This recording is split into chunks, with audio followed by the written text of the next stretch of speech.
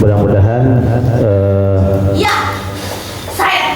kita lebih paham ya, apabila sudah diulang-ulang.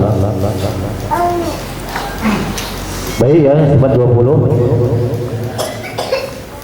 Yang pertama adalah sifat wujud. Wujud artinya ada. Yang maksud ada adalah zat Allah Subhanahu wa taala. Ya, jadi wujud itu artinya ada. Ya, yang ada itu zat Allah Subhanahu wa taala. Itu yang ada. Lawannya adalah sifat mustahil. Ya, mustahil tidak ada. Ya. Jadi mustahil zat Allah Subhanahu wa taala itu tidak ada. Karena dalilnya Allahul ladzi khalaqas samawati wal arda wa ma bainahuma. Allah yang menciptakan langit dan bumi dan semua yang ada di antara keduanya. Ya, ini dalilnya. Ya, ini dalil dalil nakli. Jadi dalil Al-Qur'an. Ya. Dalil aklinya kita lihat bumi ada, ya, kemudian langit ada, dan semua yang ada di antara langit dan bumi juga ada, yaitu diantaranya kita ini. Ya, kita ini adalah sebagai dalil berarti, ya, yang hidup di antara langit dan bumi. Oleh sebab itu, bagi kita yang mempunyai keyakinan yang benar, setiap kita melihat sesuatu yang maujud, yang ada wujudnya, maka kita yakini bahwa itu adalah ciptaan Allah Subhanahu wa taala. Nah, sifat wujudnya Allah Subhanahu wa taala disifatkan kepada kita, bagi kita adalah tubuh kita. Itulah sifat wujudnya Allah yang disifatkan ke kita. Ya, jadi sifat wujudnya Allah Subhanahu wa taala itu tidak kelihatan karena dia berupa zat. Laisa kamitslihi syai'un. Dia maha halus, maha latif. Ya, jadi tidak ada sesuatu pun yang bisa mencapai dia. Ya, tidak ada sesuatu yang bisa mencapai dia. Dan kita yang menggunakan alat secanggih apapun, kita akan melihat zatnya Tuhan, maka itu hal yang mustahil. Ya, karena dia maha halus. Nah, sedangkan kalau sifat wujudnya Allah yang disifatkan kepada kita namanya al-wujud, bukan wujud, ya, tapi al-wujud. Ya, nyata, kelihatan, ya, bisa dilihat, bisa dipegang. Nah, nyata inilah yang merupakan dalil, ya, merupakan keterangan, merupakan bukti, ya, atau sesuatu yang menerangkan tentang adanya zat Allah Subhanahu wa taala. Ya. Nah, inilah ya yang dikatakan sifat wujudnya Allah yang disifatkan ke kita, yaitu bagi kita adalah tubuh. Ya. Nah, maka ya saya ambil satu perumpamaan, ya, beberapa minggu yang lalu, ya, kalau saya umpamakan kates, jadi yang dikatakan wujudnya itulah seumpama rasa kates itu, ya, katakan al wujudnya itulah bentuk kates yang kita lihat, ya, yang kita lihat. Nah, jadi ya yang dikatakan kates itu sebetulnya ya rasanya itu yang dikatakan kates itu. Kates itu bukan apa? Jadi kalau dia bentuknya kates tapi rasanya bukan rasa kates, namanya bukan kates. Iya, bawaan. Ya. Jadi hakikinya yang sebetulnya yang dikatakan kates itu ya. Supaya Ya. supaya semuanya nyambung. Nah jadi kita tidak mungkin akan bisa melihat rasa. Tidak bisa. Ya. Rasa itu tidak bisa dilihat, tidak bisa dipegang, tetapi bisa dirasakan. Hanya perumpamaan. Ya, dia bisa dirasakan adanya rasa itu bisa dirasakan. Oh, rasa manis, ada rasa manis, tapi wujudnya tidak bisa kita lihat. Ya, jadi wujudnya tidak bisa dilihat, tapi bisa dirasa. Tapi dirasakan. Ya. Nah, jadi rasa kates itu kan dia meliputi keseluruhan di wujud kates itu, meliputi keseluruhan. Seluruh alam. Ya, nah itu kalau kita lihat namanya alam kecil, alam sohir, alam kecil, alam kita. Ini alam kecil. Ya, kalau seumpama wujud kates itu tubuh kita, rasa kates itulah ya seumpama zatnya Allah Subhanahu wa Ta'ala.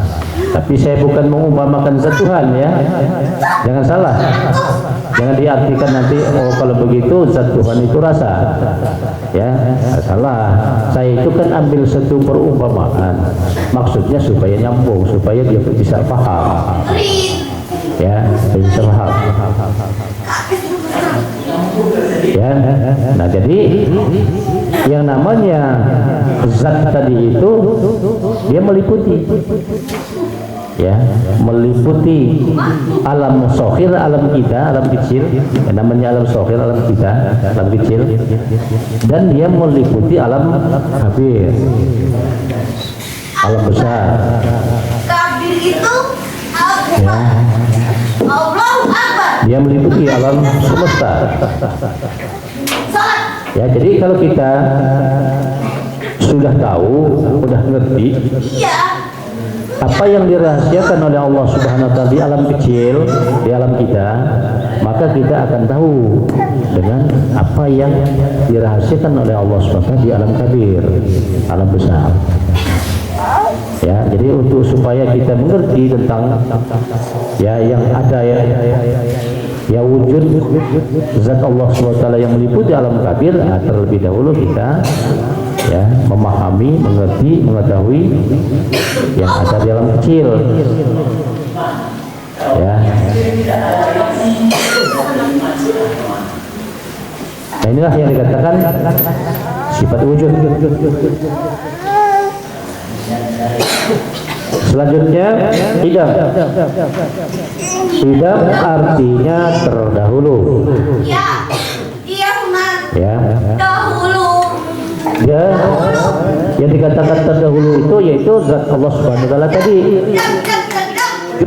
Yang terdahulu. Ya. Jadi zat Allah Subhanahu wa Ta'ala itu yang terdahulu. Tidak ada permulaan. Maksudnya terdahulu itu sebelum ada sesuatu, zat Allah Subhanahu wa Ta'ala itu memang sudah ada. Ya, itu yang dikatakan terdahulu. Ya, jadi sebelum ada sesuatu, yang ada itu zat Allah Subhanahu wa Ta'ala. Ya, adanya zat Allah Subhanahu wa Ta'ala itu tidak disebabkan oleh satu sebab. Jadi tidak ada yang menciptakan zat Tuhan. Ya, jadi dia ada dengan sendirinya. Ya, kalau dia diciptakan berarti ada yang lebih daripada yang diciptakan. Ya, nah ini artinya ya terdahulu.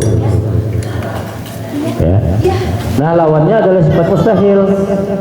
mustahil zat Allah Subhanahu wa taala itu didahului oleh Adam. Maksudnya didahului oleh Adam, didahului oleh ketiadaan. Ya, jadi mustahil zat Allah Subhanahu wa taala itu didahului oleh ketiadaan. Kalau zat Allah Subhanahu wa taala itu didahului oleh ketiadaan, berarti dia baru. Ya, yang dikatakan Adam itu baru berarti. Tiap-tiap dia baru, pasti awalnya tidak ada, diciptakan menjadi ada, yang akhirnya kembali ke tidak ada. Dia katakan baru. Nah, oleh sebab itu maka mustahil zat Allah Subhanahu wa taala itu kalau didahului oleh ketiadaan. Didahului oleh Adam. Ya, mustahil. Dalilnya adalah wal awwal wal akhir. Ya. Wal awwal wal akhir. Dia yang awal, dia yang akhir. Ya. Jadi zat Allah Subhanahu wa taala itu dia yang awal, awalnya tiada permulaan. Kemudian dia yang akhir. Karena dia tidak berkesudahan. Ya, akhirnya tiada berkesudahan. Karena dia tidak dikenai kebinasaan, tidak mengalami perubahan. Ya, nanti semua makhluk itu dibinasakan oleh Allah Subhanahu wa taala, yang akhirnya ya nanti yang ada itu hanya zat Allah Subhanahu wa taala, itu artinya di akhir. Ya. Itu yang dikatakan wal awal wal akhir. Nah, oleh sebab itu bagi kita yang mempunyai keyakinan yang benar, kita yakin betul ya kalau kita ini akan berakhir, ya, atau kalau kita dikenai mati, karena kita baru. Ya, nah yang mati itu adalah jasad. Ya, kullu nafsin za'iqatul maut. Tiap-tiap yang baru, tiap-tiap yang bernyawa pasti mengalami mati. Ya, jadi yang mati itu jasad. Ya. Kalau dia jasadnya sudah mati, artinya tidak dihubungkan lagi dengan ruh, ruhnya tetap hidup. Makanya kurang. Ya, tetapi ruh pasti kembali dia ke asalnya. Pasti dia pasti binasa dia. Ya, jadi dalilnya kullu syai'in halikun illa wajhahu. Tiap-tiap yang baru itu pasti binasa. Nah, maka kita yakin betul ruh kita pun itu akan binasa. Ya, tapi bukan mati ya. Dia bukan mati, tetapi ya dia kembali ke asalnya. Kembali ke asalnya, itulah yang dikatakan inna lillahi wa inna ilaihi raji'un. Asalnya dari Allah, kembali kepada Allah. Ya, cuman seperti apa kembalinya? Nah, ini yang perlu kita pelajari. Ya, jadi tidak hanya pandai menyebut ya, kita tentang innalillahi wa inna ilaihi raji'un itu, tetapi kita tahu betul ya, kembalinya itu tahu dalam ilmu kita ya, dalam ilmu kita. Nah, oleh sebab itulah maka karena kita yang namanya ajal itu pasti akan datang ya. Oleh sebab itu bagi orang yang suka atau sering dia mengingat tentang kematian, mudah-mudahan orang ini akan sesegera mungkin dia bertobat kepada Allah Subhanahu wa taala, karena yang namanya kematian pasti akan datang. Oleh sebab itu kita harus bertobat. Ya, tobat itu perintah Allah Subhanahu wa taala. Ya.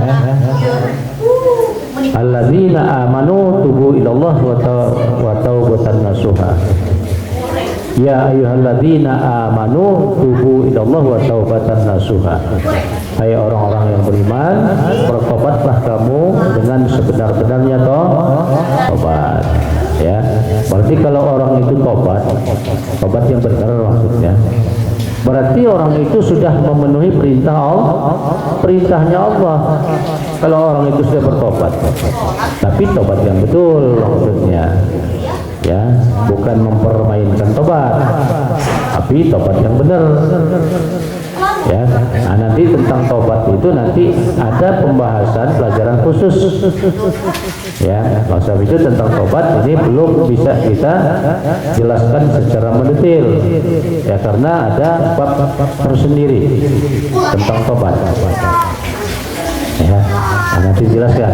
Kalau sudah masuk ke pelajaran ilmu tarekat, itu baru dijelaskan ya tentang tobat. Babalius uratnya, babalius rumit gitunya, rumit. Jadi kita bersyukur kepada Allah Subhanahu wa taala karena Dia terdahulu. Berarti kita ini baru berarti, ya. Nah, kita ini baru berarti kita ini diciptakan, ya, kita dijadikan oleh Allah Subhanahu wa taala. Nah, oleh sebab itu kita bersyukur kepada Allah Subhanahu wa taala, kita dijadikan wujud kita ini manusia. Kita bersyukur dengan Tuhan dijadikan wujud kita manusia, tidak dijadikan wujud makhluk lain. Ya. Kenapa kita bersyukur dijadikan manusia? Karena manusia itu makhluk yang paling sempurna dibandingkan dengan makhluk lain. Nah, ini yang patut kita syukuri. Ya, manusia itu makhluk Allah yang paling sempurna penciptaannya daripada makhluk-makhluk lain. Ya.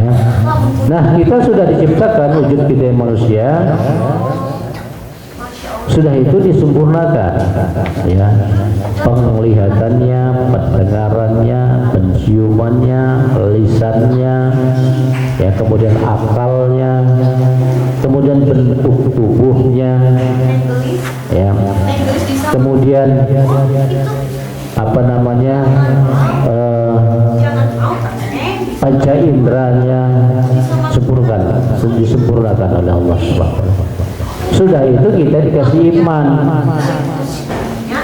ya, kita dikasih iman. Sudah itu karena kita beriman, kita yakin betul, ya, tentang kebenaran ajaran agama Islam. Ya, berarti kita dirahmati oleh Allah SWT, iman dan Islam. Ya, ini rahmat yang luar biasa dari Allah SWT. Ini yang patut kita syukuri. Nah, coba kita bayangkan, kita bandingkan dengan orang yang tidak dirahmati oleh Allah Subhanahu wa taala di mana? Atau dia menjadi orang kafir.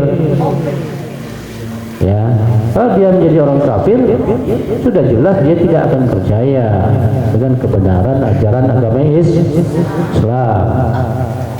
Ya, nah, sedangkan orang-orang yang tidak mengakui Allah itu sebagai Tuhannya, itu pasti akan diazab oleh Allah Subhanahu wa taala. Dikatakan orang yang, ya, kafir itu maksudnya ingkar. Ya, kafir itu maksudnya ingkar. Kenapa kok dikatakan ingkar? Apa ada perjanjian? Nah, kan itu yang jadi pertanyaan kita. Kok dikatakan ingkar? Ya. Nah, jadi maka dikatakan ingkar, ya, dia, ya, mengingkari pengakuan yang pertama, karena ada namanya syahadat awal. Ya, kalau dia sudah di dunia ini namanya syahadat abad. Ya, jadi maksudnya sebelum kita bersyahadat di muka bumi ini, kita sudah pernah bersyahadat sebelum kita diturunkan ke muka bumi ini. Ya, nah setelah dia diturunkan ke muka bumi ini, dia nggak mengakui lagi Allah itu sebagai Tuhan. Nah ini yang dikatakan kafir itu, yang dikatakan ingkar itu. Ya, padahal sebetulnya dia sudah pernah bersyahadat. Maka dikatakan kafir, ingkar dia. Ya.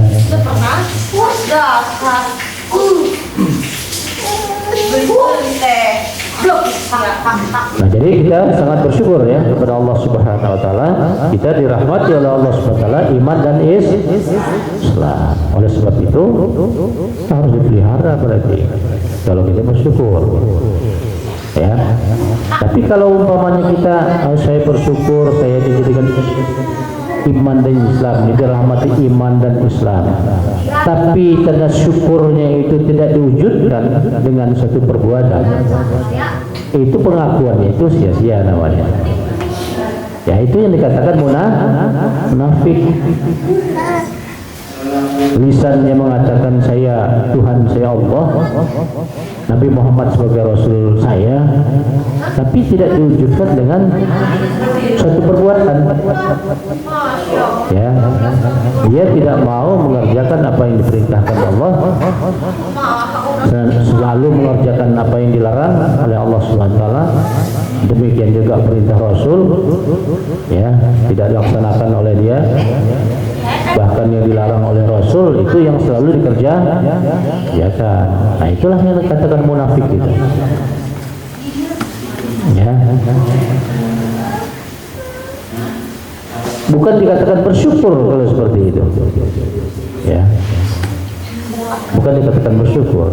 Bahkan itu menambah kemurkaan Allah Subhanahu wa taala karena dia selalu berlaku syirik.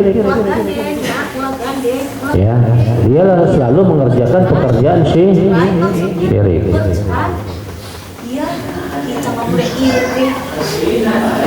Ya, nah ini yang harus kita syukuri.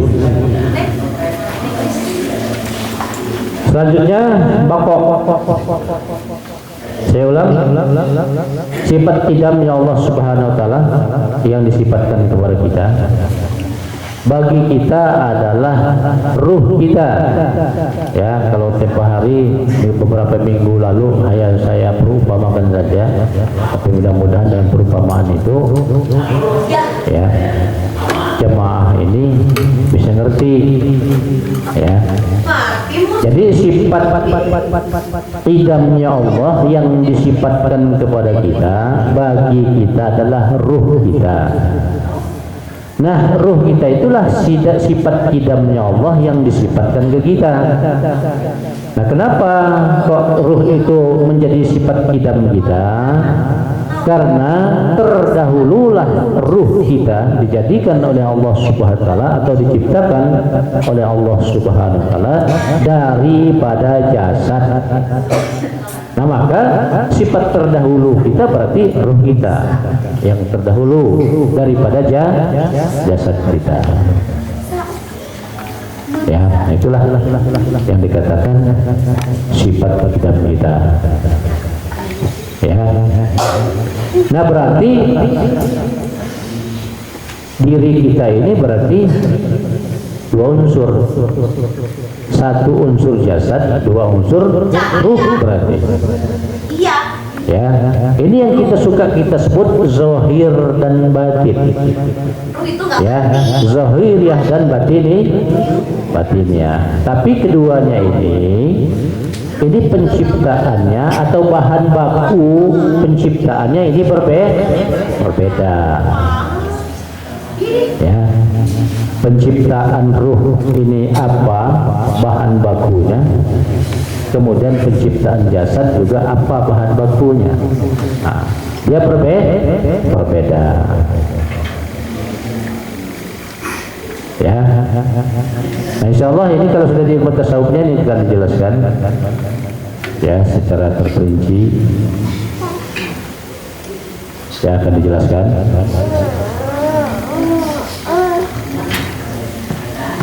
Ya, jadi saya ulang, jadi sifat kidamnya Allah Subhanahu wa taala yang disifatkan kepada kita, bagi kita adalah ruh kita. Ya, itulah sifat kidamnya Allah yang disifatkan kepada kita. Ya.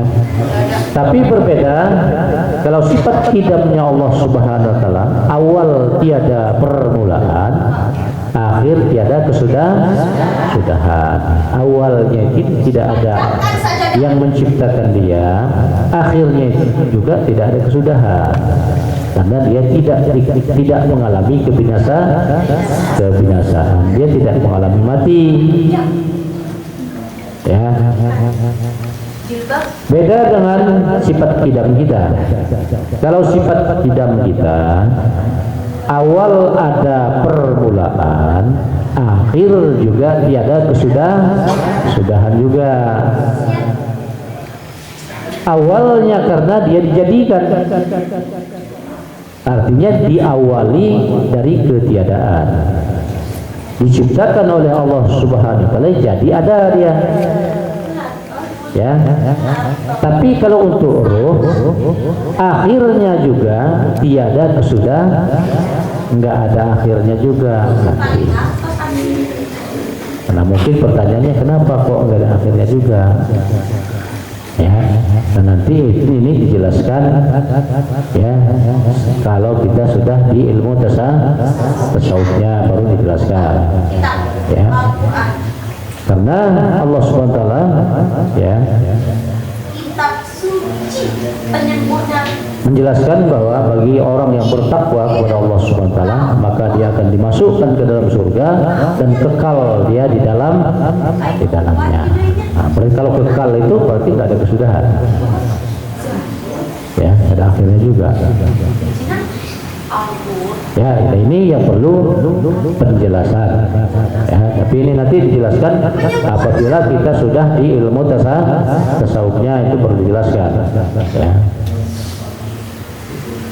Itulah perbedaan ya, perbedaannya antara sifat qidamnya Allah Subhanahu wa taala dengan sifat qidam kita.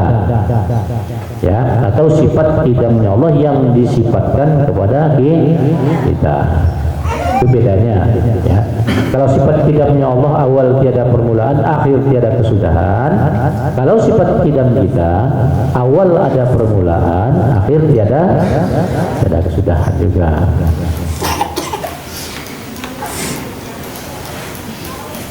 Ya, yang tiada kesudahan itu sifat qidamnya Allah ya, yang disifatkan ke kita itu yang tidak ada kesudahan.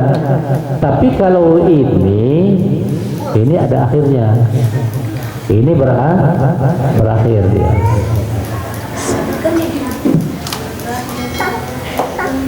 Ya, kalau si jasad kita ini ya, yang tidak ada akhirnya itu ruhnya, itu yang tidak ada akhirnya, kekal dia. Ya, tapi kalau dia jasad ada akhirnya.